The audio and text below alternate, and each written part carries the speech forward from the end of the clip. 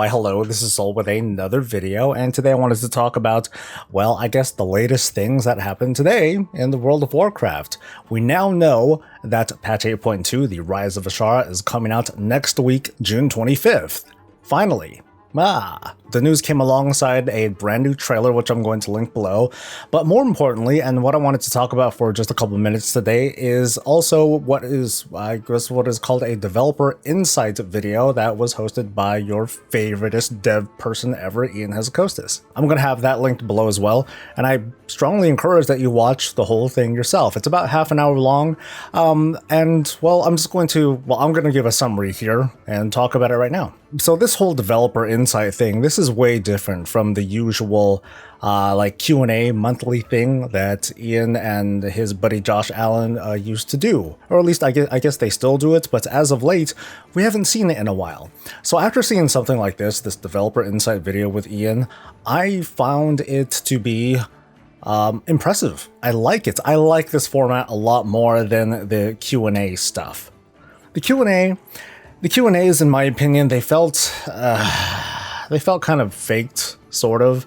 I mean, it's just a bad process from start to finish, in my opinion. I mean, it starts off with a very short notice announcement that, hey, in a couple of days we're going to do a Q&A. People submit your questions and we'll try to answer the ones that happen to be the most highly upvoted or the most talked about. So if nothing else, all it really does is get a snapshot of what's going on at the time, and not exactly what some of the biggest issues that are all about the World of Warcraft today, which is something that was addressed in this developer insight stuff. They covered certain topics like, I'm scrolling through Wowhead, thank you Wowhead. They covered class design and pruning, they covered PvE gear and PvP, but more importantly, this whole thing about class progression. So when it comes to this kind of format with the game director or the lead developer or whoever it is just sitting down, reading off a script, but knowing exactly what they're going to be talking about and not just trying to phone it in on a pseudo live stream bombarded by Twitch comments and other comments and such, I just like this better. So I prefer that going forward, that this is the kind of communication that at least I would like to see, because the Q&As, they're live, but they're not really live. One of the big takeaways that Ian talked about was the whole idea that they took the whole idea of class pruning, they took it too far, which I agree with, but we've heard something like this before, and what has come out of it has not been all that, well, it hasn't been all that great. So it's kind of like Ian saying the same thing once again. Hey, we messed up on this, we want to do better. But I do like that he got really specific as to just what sorts of examples he and the team are going to be looking for in the near future. And when we're talking about the near future, we're not talking about like tomorrow we're going to all of a sudden get this full revamp. This is something that we would probably expect in the next expansion. So not 8.3. And if people are really dissatisfied with Battle for Azeroth and not subscribed and they're on the fence about it, then I would probably say, go ahead and hold on to your dollars for right now. Wait for 9.0 and see what's coming in BlizzCon. I think Ian worded it really well. I even said it audibly when I was first watching this, that a class is the lens at which you would look at or interpret your World of Warcraft experience. Because if it's not fun, then no matter what, basically if your class isn't fun, then nothing else you do really matters. The bigger takeaway though that I'm interpreting here is that Blizzard wants to, or Ian and Blizzard wants to focus on the class first, as opposed to the spec. I mean, cool, things like outlaw rogues, sure, they have their own identity, but then when it comes to the overall rogue class, they're so different. The specs can play so differently from each other that they might feel like different classes altogether, and that disturbs the whole identity of the class itself. This alludes to the possible return of an approach where, like I said, if class is going to come first, it's almost like we're going back to a version of the talent tree system. That's something that we can almost kind of speculate at this point, where, for example, as a paladin, cool, you're a paladin, you have all these different kinds of base abilities. Your talents are what lean you towards one of these other specs, protection, retribution, or holy, but you still have a large repertoire of skills. You just might not use them very often because, hey, I'm a tank, of course I'm not going to use XYZ ability, or I'm not going to spec into XYZ talent because that's not very important for me. I don't think I would mind so much if we were to go back to a system that was similar to the Cataclysm talent system. For those who aren't super familiar with it, it did have the look of a traditional talent tree system, with the exception that you needed to go all the way down one of these trees before you could start branching off into one of the other two trees to help give your spec or to give your class a little bit more flavor. Even during Mists of Pandaria, where they took away the talent trees and gave us the talent rows instead, there were many rows that each of the specs shares. So there were still abilities that could that could be usable between all three of your specs or all two or three of your specs, but they did something a little bit different depending on what your spec was. It just focused a little bit more on damage or a little bit of healing and such. So while I am interested in seeing what Blizzard's going to present to us in 5 or so months, I'm a little bit anxious too, because Blizzard likes to adopt the idea of designing forward and not backward. So I don't quite anticipate a return to the talent tree system that we had between Vanilla and Wrath of the Lich King.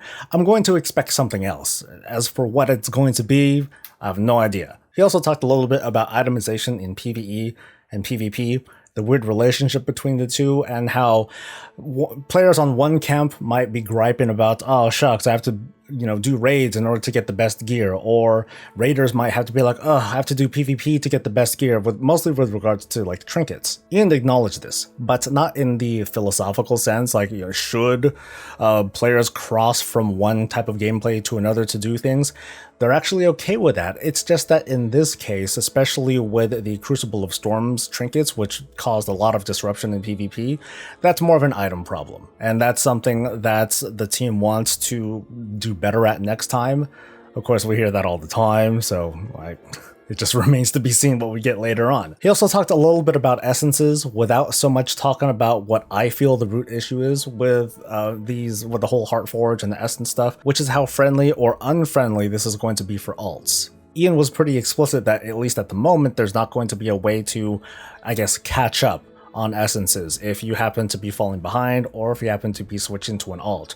Now, there are different ways to earn essences and there are different ways to get them ranked up. It's not like you have to necessarily grind rep or something in order to get your essence maxed out. Okay, actually, let me take that back. There are some essences that you do need to, in fact, grind rep in order to get the maximum essence. But then there are other ones, such as completing Mythic Ashara. If you take on that raid in Mythic, you can automatically acquire the maximum essence, whatever that is. So there are ways to bypass it without so much going through that sort of grind. But with regards to the ones that are tied behind reputation, yeah, there is going to be that level of grind. So that's still a critique that I'm going to hold on to for 8.2, and it remains to be seen how that's going to follow through later on. Unfortunately, there were things that were not talked about, although in my opinion, I think that this is something that requires a much larger conversation. It requires a lot more than half an hour to talk about, and the biggest thing would be class development over time. One thing that Ian did not address was the whole idea of the level squish and the survey that was put out, or the one that's been making the rounds lately. It sounds like he's not ready to talk about it, and to be honest, it's not a good time to talk about it anyway. I mean, we're about to come on 8.2 next week, and it would be a pretty bad idea to derail the conversation by talking about what's going to happen at the next expansion when we're still in the middle of this one. So to sum up the takeaways really quick, Blizzard wants to acknowledge the whole idea of class pruning and introduce something that celebrates class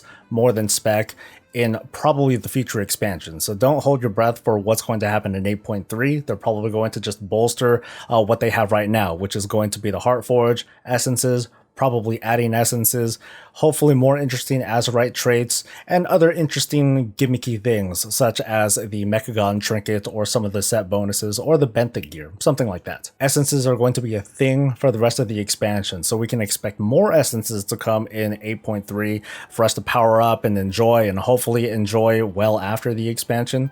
That's something that I'm wondering about. How are we going to enjoy these things that we've been working on? Are we going to do anything with them afterwards? Is it going to come in the form of a toy or a trinket or a transmog or something like that? Blizzard wants to improve the itemization when it comes to crossing between PvP and PvE lines. And lastly, this kind of format is good. I like that it's just a simple, straightforward, hey, let's talk about the biggest issues that are going on with the World of Warcraft today.